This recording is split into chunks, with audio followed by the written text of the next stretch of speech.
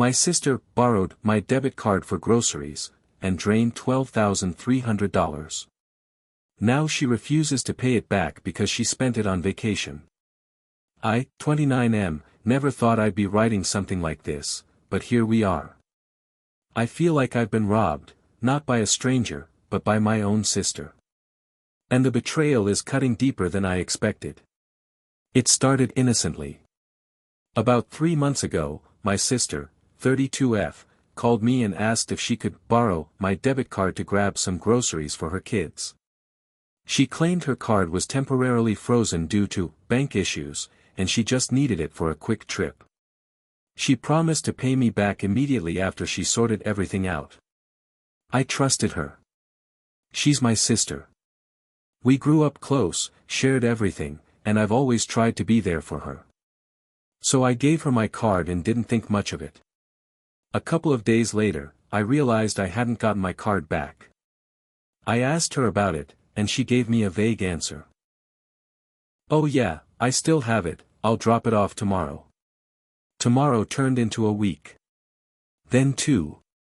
Meanwhile, I was using a backup credit card and didn't notice anything off until I got a bank alert about unusual activity. When I finally checked my account, my stomach dropped. Over $12,300 was gone. Withdrawn. Spent. Vanished. I immediately called the bank thinking my card had been stolen. They confirmed all the transactions were legitimate and linked to my card's PIN, which only I and, apparently, my sister had. I confronted her, and she broke down crying at first, saying she didn't mean for it to get so out of control. Turns out, she used my card not just for groceries, but for everything. Clothes, restaurants, shopping sprees, and worst of all, a vacation to Greece with her boyfriend. Yes. She literally drained my account to fund a European trip while I was here stressing about bills. When I demanded she pay me back, she shrugged and said, "You make more money than me. You'll recover." Think of it as helping family. Helping family? With $12,000 I never agreed to give. What makes it worse is she isn't even showing remorse. She said the vacation was a once-in-a-lifetime chance and that I should stop being so dramatic about money. I tried explaining that I had been saving that money for a down payment on a house. Years of work, gone in a few weeks of her reckless spending. She literally laughed and said, "Well, houses are overrated anyway. You can just save again." Now my family is split. My mom is begging me not to ruin the family by pressing charges. My dad is furious at her but refuses to get involved. My friends all tell me to take legal action, but a part of me still hesitates because it feels surreal to even consider calling the cops on my own sister. But honestly, I feel like I have no choice. This isn't just borrowing money, this was theft. A deliberate betrayal. And if I don't take a stand, what's stopping her from doing it again?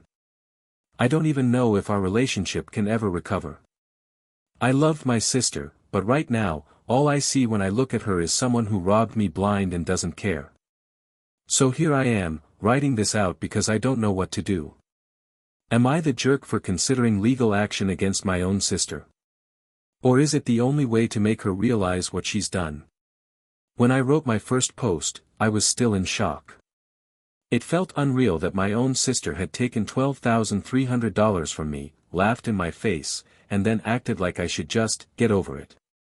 But the days that followed made things worse. After confronting her, I gave her a week to come up with some kind of repayment plan. I wasn't even demanding the full amount at once, I said she could make monthly payments, we could draw up an agreement, anything. I was desperate for her to show some accountability. She didn't. Instead, she doubled down. She told me she doesn't have that kind of money and that I should have been more careful with my card. She even had the audacity to say, "If you didn't want me using it, you should have canceled it." Like somehow it was my fault for trusting her. When I threatened legal action, she laughed again and said, "Go ahead. You wouldn't dare send your own sister to jail." That laugh was the moment something inside me snapped. I went to the police. I filed a report. Fraud, theft, whatever they wanted to call it, I gave them the receipts. Literally. I printed out every bank statement, every charge, every hotel booking, and even found photos on her Instagram of her vacation, timestamped during the same period the money was leaving my account. When the police called her for questioning, she completely lost it. She showed up at my apartment screaming, calling me heartless and a traitor to the family. She pounded on my door so hard my neighbor threatened to call the cops again if she didn't leave. Then came the family backlash. My mom called me crying, saying I was tearing the family apart. She kept repeating that money comes and goes, but family is forever. My dad, to my surprise, told me he understood why I filed the report. But he also said he wouldn't get between us. My sister's boyfriend texted me, saying I was ruining her life over some stupid cash and that real men don't put family in jail. I blocked him immediately. A week later, my sister tried a new tactic. She showed up calm, with crocodile tears, saying she'd pay me back if I just dropped the case. I asked her for specifics, how much, how often, when. She had no answers. Just vague promises. So I refused. That's when she completely flipped. She told me I was dead to her, and that if I loved my family, I would stop this nonsense. Now the case is moving forward. The police told me that since the amount is so large, it won't just disappear. Even if I wanted to withdraw the complaint, the state can still pursue charges. And honestly, I think they should. I hate that it's come to this. I hate that my sister, who used to be my best friend growing up, is now someone I can't even look at without feeling sick. But I also hate that my entire family is treating me like the villain, when I'm the one who got robbed. The money is one thing, I can eventually recover financially. But the betrayal? That's something I don't think I'll ever get over. The hardest part? I don't even miss the money anymore. I miss having a sister I could trust. And I don't think I'll ever have that again. When I filed the report, I thought maybe my sister would finally realize she had gone too far and try to fix things. Instead, she decided to fight back, and what followed was one of the ugliest family wars I've ever lived through. A few weeks after the police took my statement, I got a call from a detective saying they had moved my case to the prosecutor's office. Because the amount stolen was over $10,000, it counted as a felony theft in my state. That meant possible jail time. I wasn't celebrating, but I felt relief. Finally, something official was happening. But of course, my sister didn't take it seriously. She strutted around acting like it was all a bluff. She told our relatives that I was just trying to scare her, and that no court in the world will put a single mom in prison for borrowing money. Borrowing. That's the word she kept using. Like she had just taken $20 for gas instead of draining my entire savings account. The court process. When her hearing date was set, I almost didn't want to go. It felt so surreal sitting in a courtroom across from my own sister. She wouldn't even look at me, except once, when she smirked like this was all some kind of joke. Her lawyer argued that I had voluntarily given her the card and that it wasn't theft, it was a family misunderstanding. They tried to paint me as cold-hearted, someone who was willing to ruin his sister's life over money he could easily earn back. But the evidence was undeniable: bank statements, timestamps, Instagram vacation photos, flight bookings all in her name, paid for with my card. The judge didn't buy her excuses. He scheduled a trial, and meanwhile, they offered her a plea deal: repay the money in installments and avoid jail. She refused. She actually refused. She told the court she shouldn't have to pay back money that was freely given. That was the moment the judge's face changed, from neutral to annoyed. Family tension explodes. After that hearing, things got bad at home. My mom stopped talking to me altogether. She said she couldn't pick sides, but then went to court with my sister, sitting on her side of the bench. My dad pulled me aside once and told me he was proud I was standing my ground. But he also admitted he wished I'd just let it go, because the family tension was unbearable. Relatives started messaging me, some calling me selfish and heartless, others secretly admitting they were glad someone was finally standing up to my sister's entitlement. I felt like I was being ripped in two. One part of me wanted to keep fighting for justice. Another part of me just wanted my family back, though I realized that version of family might not exist anymore. The trial. The day of the trial felt heavy. I didn't want to see her, but I had to. She showed up dressed like she was going to brunch, not a felony hearing. No remorse. No fear. When it was my turn to testify, I told the court everything. How I trusted her. How she said it was, just for groceries. How I lost the down payment for my house because of her selfishness. I broke down halfway through, and that surprised me. I didn't think I'd cry, but the grief of losing both my money and my sister hit me like a truck in that courtroom. Her defense. She claimed I always spoiled her, growing up, that I gave her money freely, and this was just another example.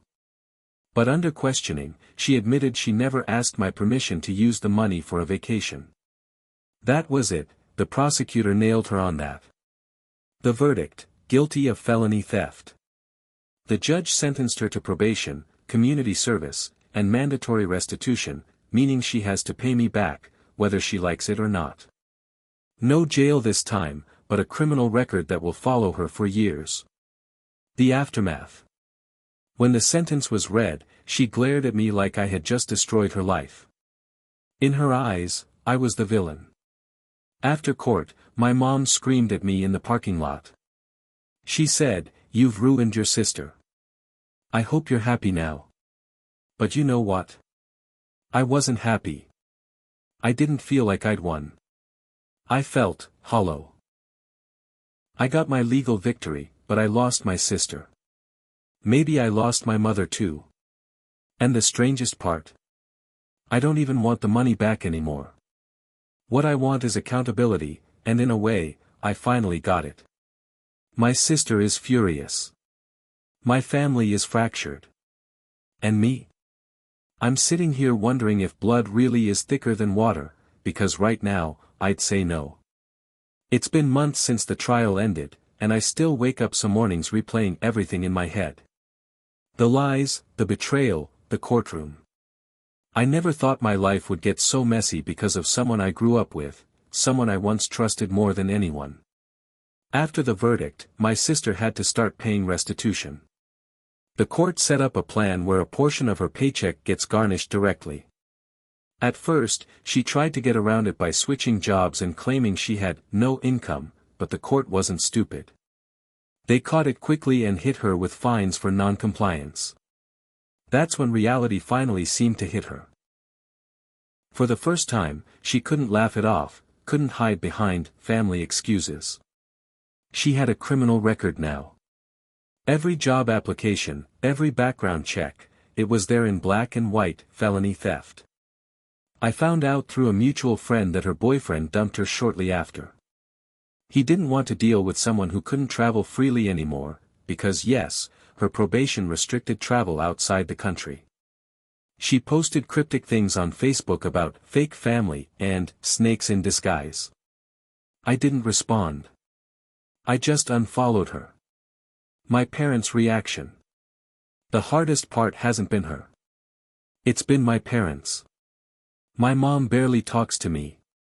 If she does, it's short and cold. She still insists I went too far. She refuses to acknowledge that my sister did anything wrong. To her, I'm the son who destroyed his sister's future. My dad has been more supportive, but he's exhausted. He told me he feels stuck in the middle of a war he never asked for. Sometimes I can hear the guilt in his voice, like he wishes he had been stricter with my sister years ago so things never escalated to this point. Family gatherings are awkward. My mom tries to invite my sister, but I refuse to show up if she's there. That means I've missed holidays, birthdays, and dinners. At first, I felt guilty. Now, I feel free. Peace is better than forcing myself into a toxic room. My life now. As for me, I rebuilt. That $12,300 was supposed to be the start of my future home, and losing it broke me for a while. But I doubled down at work, took some side jobs, and within months I had replenished most of what was stolen. Last month, I closed on a small townhouse. Not huge, not fancy, but it's mine. When I held the keys in my hand, I realized something. My sister may have stolen money, but she couldn't steal my perseverance. Friends who knew the whole story threw me a small housewarming party. It wasn't about gifts or anything. It was about finally stepping into a chapter where I felt in control again. For the first time since the ordeal started, I actually felt proud. My sister today. I occasionally hear updates. Apparently, she's struggling. No steady job, few friends left, reputation in ruins. Part of me feels bad, she's still my sister. But then I remember her smirk in court, her laughter when I begged her to return the money, and her words. You'll recover. Houses are overrated anyway. And I stopped feeling bad. Because this is the life she chose. She hasn't apologized. Not once. Instead, she blames me.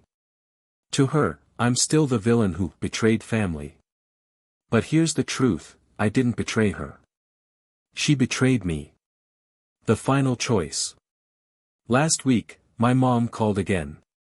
She asked if I could find it in my heart to forgive my sister and invite her to my new house. I said no. That was the moment I realized something crystal clear. Forgiveness doesn't mean letting someone back in to hurt you again. Forgiveness can mean letting go, moving forward, and never giving them the chance to destroy your peace again.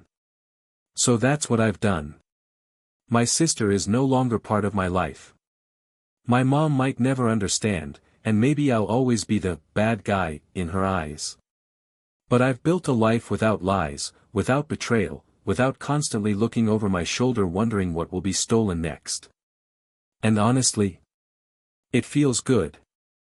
If there's one lesson I've learned through all of this, it's this: blood isn't a free pass. Family doesn't give anyone the right to rob you, lie to you, or laugh in your face when you're hurting. Respect, trust, and love are earned, even from siblings. And sometimes, the healthiest thing you can do, is walk away. It's been 3 years since the trial, and sometimes I still think about my sister.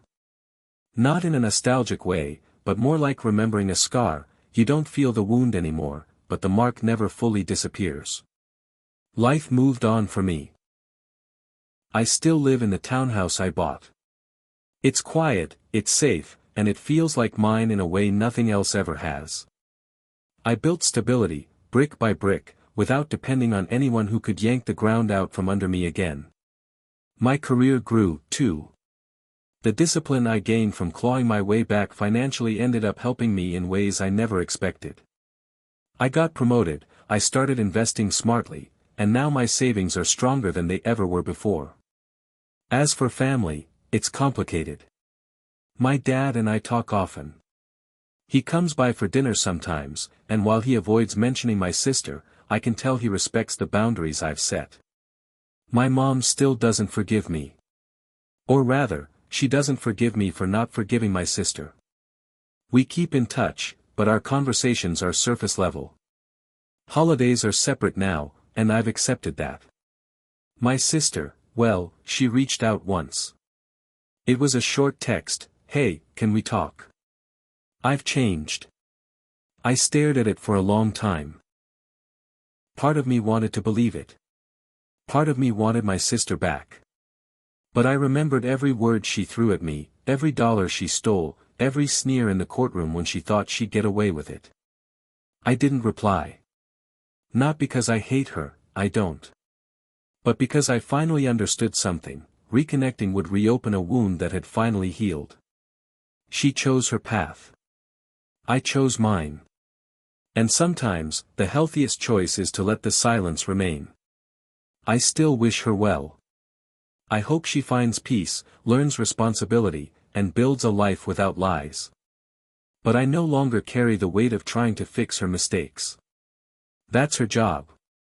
And as I lock the door of my own home every night, I feel a quiet sense of peace, knowing that my future is mine alone, no longer in the hands of someone who once thought nothing of stealing it.